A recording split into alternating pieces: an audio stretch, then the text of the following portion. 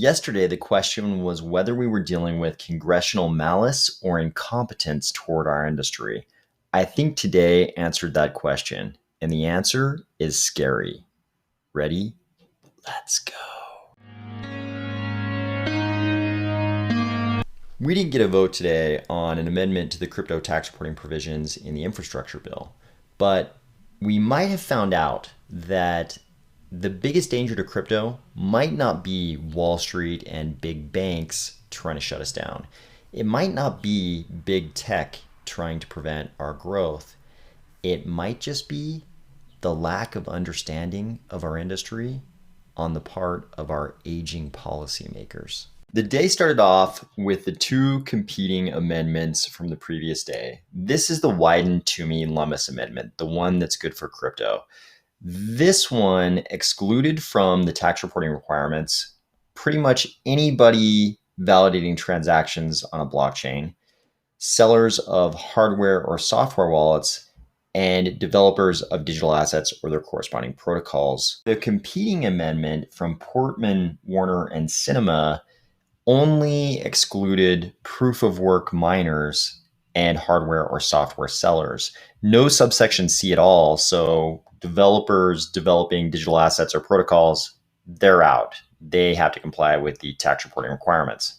The day started off really strong. It seemed like the senators championing the bad for crypto version of the amendment heard the outcry from the proof of stake world, and they distributed this revision. At least Senator Warner proposed this revision to their amendment. You can see it removes the proof of work language from subsection A and adds in this other section that says without providing, this other language that says without providing other functions or services. So now, as long as you were validating transactions on a ledger, before I know I said blockchain, but really it's any kind of ledger, as long as you were doing that and you weren't providing any other functions or services, you were going to be excluded from the tax reporting requirements. Still no subsection C, but this was a big improvement. All of a sudden, the crypto world was like, oh, okay, today at least, yesterday they didn't understand. Today, it looks like they understand that there's at least proof of work, proof of stake, and other types of consensus protocols. That ray of hope that the Senate's aging lawmakers could come to understand crypto was dashed when a couple hours later, Warner distributed another revision to his amendment. This time, the revision changed, again, only subsection A, but it said, they sought to exclude from the tax reporting requirements anyone validating distributed ledger transactions as long as they were doing it through proof of work or proof of stake without providing other functions or services. So they kept in the without providing other functions or services language, but now it could only be proof of work or proof of stake. So you blockchains who aren't proof of stake or proof of work, you're just kind of out of luck because these are the only two types of consensus protocols that the senators are willing to allow.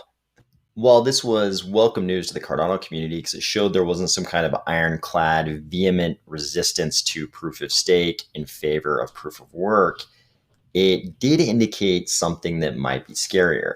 Earlier in the day, we could have convinced ourselves that the senators and staffers who wrote this language, when we had the more generic version of subsection A circulating, we could have convinced ourselves that they had learned something. They had found out, hey, there's more to crypto consensus than proof of work. There's a list of different types of consensus protocols, and we need to have a generic provision here to exclude all of these different types of transaction validators. Things changed when this revision came out. This second revision in one day came out. First of all, the rapidity with which we received this one, how quickly they changed their minds, that part was scary. Then when we saw the actual text, like the fact it came out was a little bit scary because they'd changed their minds in the course of a couple hours. Of course, anybody's allowed to change their mind, but you'd hope that they would have a better handle on it than that. But when we actually saw the language, all of a sudden you had to start asking yourselves, are they just throwing out buzz terms? Is it the case that they knew about proof of work before because they had heard someone use the term, and then all of a sudden they got all this activity from constituents, all these constituents writing into them. I saw numbers in the 30,000 range in a social media chatter today. Maybe 30,000 constituents had written into their senators complaining about the lack of exclusion for things like proof of stake. But then we saw this language, and also you had to start asking yourselves, are they just like throwing buzz terms out there? This is like an applicant in an interview in an industry they're not familiar with, just like throwing out buzz terms they read in news articles the night before about the industry. I mean, that's kind of what this looks like.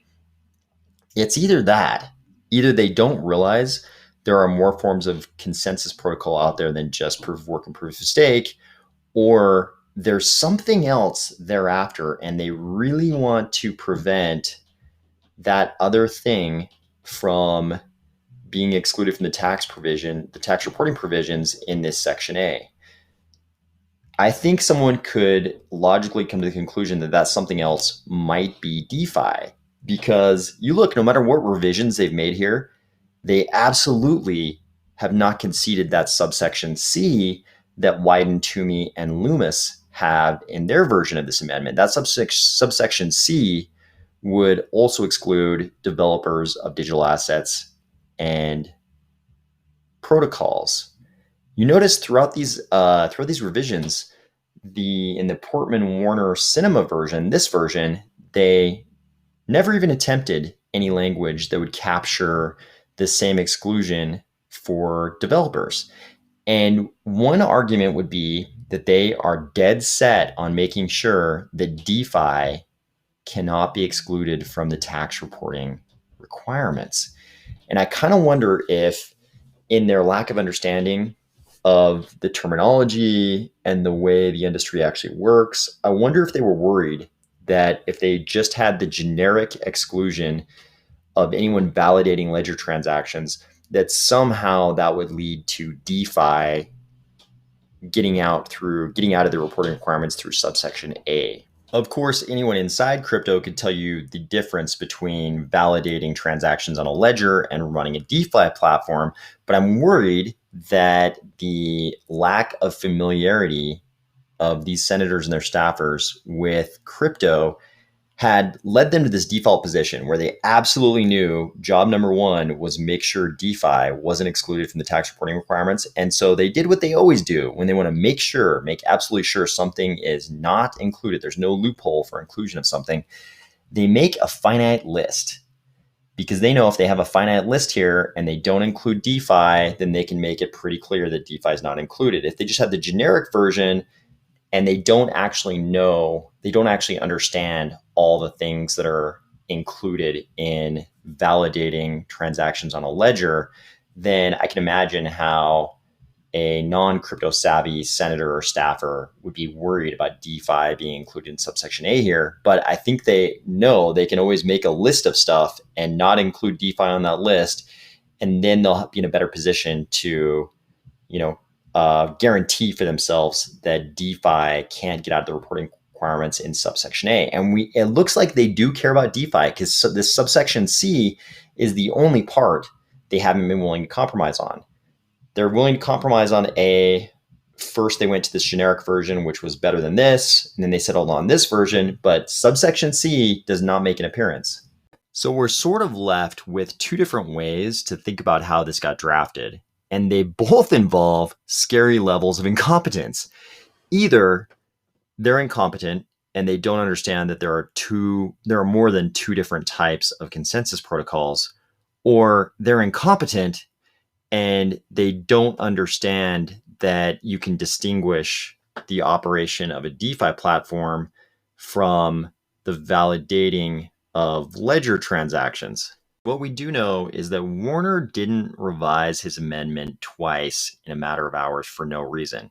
He added this language that enumerates a list of only two consensus protocols for some reason.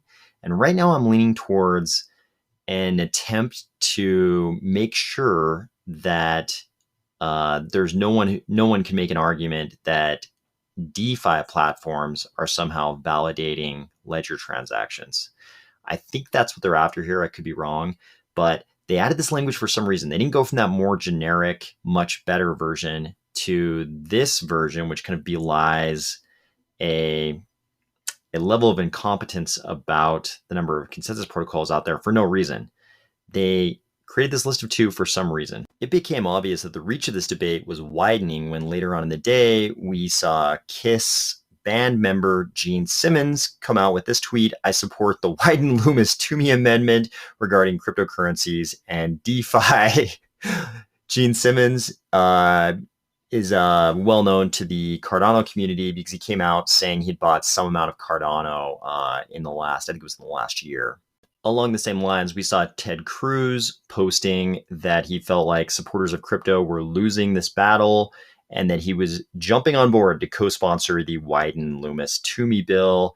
He also introduced a different amendment, which according to his tweet here, if I'm interpreting it correctly, it sounds like he introduced a fallback amendment, which would completely strike all the language in the infrastructure bill about crypto tax reporting requirements.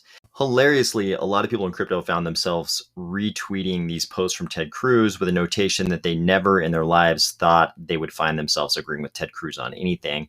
But you can imagine how this would be attractive to someone like Ted Cruz, because his fallback amendment, it would add to the argument that the infrastructure bill couldn't be paid for. We didn't get a vote on these 2 competing crypto amendments today. Chuck Schumer shut it all down and said they would start again tomorrow at noon. But we did see this very interesting post. "Floor is now deserted except for the crypto gang. Wyden, Portman, Warner, Toomey, and Ossoff in a fairly intense conversation in the corner while Sinema chats with Republican legislative staff." This is interesting because Wyden and Toomey are behind the pro-crypto amendment. Portman and Warner are behind the less pro-crypto amendment. So it sounds like they were trying to maybe hash something out. So maybe we're going to wake up tomorrow with even another revised version of this amendment. Maybe they'll be able to come to some kind of compromise. I kind of think that this subsection C is a non-negotiable for the Warner Portman side. But I wonder, I mean, they've been stuck on this crypto issue for days and days now, so weird things could happen tomorrow. But I won't be surprised if we wake up and we see yet another revision from the Portman Warner side. Talk to you tomorrow.